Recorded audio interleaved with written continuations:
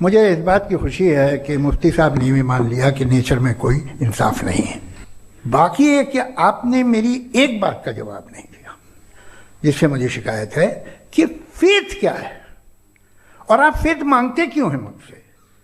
आप तो लॉजिकल हैं, आपके पास तो सारे रैशनल हैं, आपके पास सारे सबूत हैं, तो आपको फेथ की डिमांड क्यों करते हैं कि भाई तुम सरेंडर कर दो और सवाल मत करो?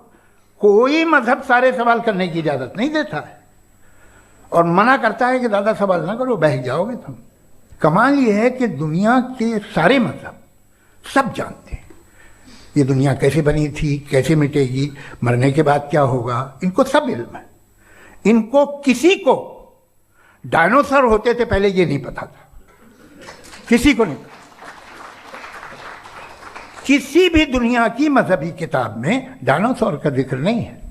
जिस दुनिया में आप बैठे हैं सर, ये हॉल जो है, ये इलेक्ट्रिसिटी जो है, ये माइक जो है, जिस हवाई जहाज से आप आए थे, वो जिस कार से आप यहाँ आए हैं, ये सब उन लोगों की बनाई हुई है जिन्होंने सवाल किए थे। ये दुनिया जिसमें आप आज आराम से हैं, ये उन लोगों की बनाई है कि जिन्होंने सवाल किए थे। और हर स्टेज पे इन सवालों को मकरूह कहा गया था, गलत कहा गया था। तो आज जो बातें आपके जहन से बिल्कुल परे हैं और आप हैरान होते उन्हें देख के, एक वक्त आएगा कि मामूली लगेंगे। और हुआ है, आपकी इंसानी तारीख ही है। इतनी जल्दी सारे फैसले आप मत कर लीजिए, थोड़ा ये ह्यूमिलिटी रखिए कि भाई ये हमें नहीं मालूम। ये कहने में क्या आ रहा है? ये यूनिवर्स कहाँ तक फैली, ये कब से है और कब तक रहेगी, हमें नहीं मालूम। आपने फैसला कर लिया कब बनी। ये आपके हिसाब से कोई 14 बिलियन ईयर बनी जो समझा जाता है। उससे पहले हजारों करोड़ों अरबों साल तक खुदा बैठा क्या कर रहा था? खामोश बैठा था, ऐसे ही जमाइयाँ ले रहा था। फिर उसे आइडिया आया, यार एक काम करते, वक्त अच्छा गुजर जाएगा, यूनिवर्स बनाते। सोचिए, तो हम अपनी जहालत से लड़े, उसकी परस्टिश ना करें। Thank you so much. तर्कों की श्रृंखला में राउंड 2 के लिए मुफ्ती साहब को आमंत्रित कर रहा हूँ। शुक्रिया। जनाब जावेद अख्तर साहब कई मर्तबा दोहरा रहे हैं कि फेथ का मतलब बताइए, फेथ का मतलब बताइए। मैंने बता दिया, फेथ सही भी होता है, गलत भी होता है। और आज हम फेथ पे बात नहीं कर रहे, हम ट्रुथ और डज गॉड एग्जिस्ट पे बात कर रहे हैं।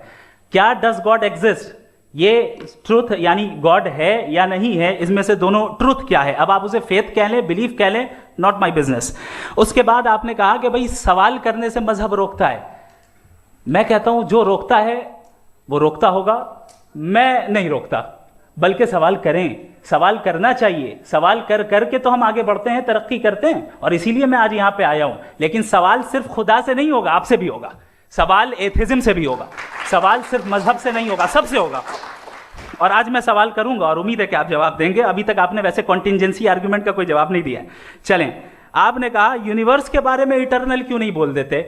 ये चूंकि लॉजिकली पॉसिबल ही नहीं है कि यूनिवर्स इटर्नल हो। यूनिवर्स एक कॉन्टिंजेंट चीज है जो टाइम एंड स्पेस के पाबंद है, टाइम एंड स्पेस से बाउंड है। जो टाइम एंड स्पेस से बाउंड होगा वो कॉन्टिंजेंट होगा, जो कॉन्टिंजेंट होगा वो उसकी बिगिनिंग हुई होगी, जिसकी बिगिनिंग हुई होगी वो इटर्नल नहीं हो सकता। ये तो कॉमन सी बात है।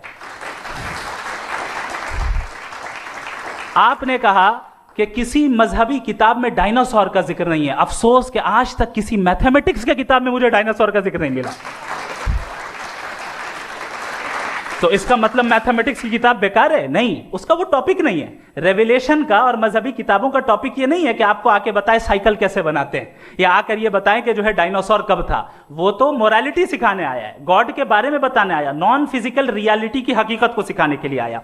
रिलीजियन साइंस को रोकता है? नहीं रोकता। अगर रोकता है तो गलत करता है। रिलीजियन साइंटिज्म को रोकता है, जिसमें हमारे जावेद साहब मुब्तला हैं। साइंस और साइंटिज्म में फर्क है। साइंटिज्म यह है कि आप समझें कि साइंस और साइंटिफिक मेथोडोलॉजी ये नॉलेज को हासिल करने का वाहिद सोर्स ऑफ नॉलेज है। यह है साइंटिज्म, हम इसे रिजेक्ट करते हैं। उसके बाद उन्होंने कहा कि भाई हमें नहीं मालूम। अगर नहीं मालूम तो क्लियरली कह देना कि नहीं मालूम है, इसमें क्या हर्ज है। तो वही तो मैं कह रहा हूं ना कि आप कह दें कि नहीं मालूम, लेकिन क्लेम क्यों कर रहे हैं कि गॉड एग्जिस्ट नहीं कर रहा है। आखिरी चीज, इन्होंने कहा कि खुदा दुनिया बनाने से पहले 150 साल पहले या करोड़ों साल पहले क्या कर रहा था। अरे हजरत, चलें, बहरहाल मैं जवाब दे देता हूं, आप हमारे रिस्पेक्टेड पर्सनालिटी हैं, अगर आप नहीं होते तो मैं ऐसे एंटरटेन ही नहीं करता। टाइम, ये 100 साल पहले या 100 साल बाद, पहले बाद में अभी, ये वो अल्फाज हैं जिनका ताल्लुक टाइम से है। टाइम शुरू ही हुआ है यूनिवर्स की बिगिनिंग के बाद, तो उसके पहले खुदा क्या कर रहा था, सवाल इलॉजिकल है, ये फेलेसी है। यानी आप ये कह रहे हैं कि यूनिवर्स के बनने से पहले खुदा क्या कर रहा था, टाइम के बनने से पहले, पहले का ताल्लुक टाइम से, टाइम उस वक्त था ही नहीं, तो ये सवाल ही इनवैलिड है खुदा के ताल्लुक से। इसकी एक मिसाल आप ले लें।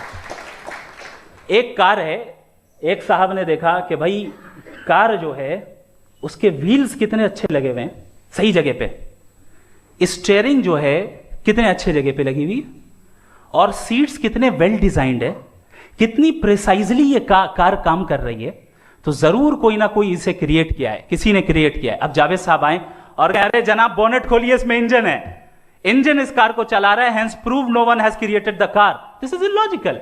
साइंस हमेशा फिजिकल वर्ल्ड की चीजों को ही फिल करती जाएगी और फिजिकल चीजों से ही करती जाएगी, चूंकि एम्पेरिकल एविडेंस का ताल्लुक फिजिकल वर्ल्ड से है। आप साइंस के जरिए मेटाफिजिकल रियलिटी को कभी साबित नहीं कर सकते, ये रॉन्ग टूल का इस्तेमाल करना है। ये वही काम है कि आप मेटल डिटेक्टर से प्लास्टिक डिटेक्टर करने चलें, जो कि जाहिर है सही नहीं है। थैंक